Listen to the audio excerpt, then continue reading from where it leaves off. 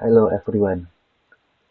A viewer of my YouTube asked me how to install the solver in the Excel. In here, I try to demonstrate how to install the solver. Actually, the solver in Excel is in the add-in. We no need to install from the other software because Excel already provide the menu. The first we click File, and then we click Option. And here we click add in and we go and we checklist here solver add in and OK,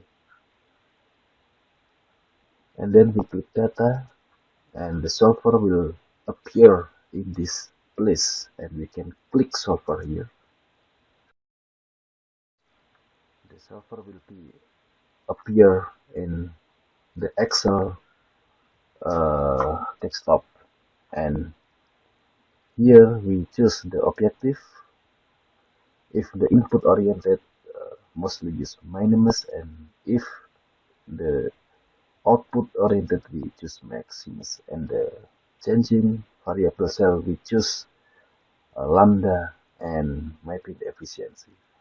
And here we put here is the constraint, and we make sure the checklist make unconstrained variable non-negative, and here we choose the simple linear programming and solve. Okay, thank you for your watching and bye bye.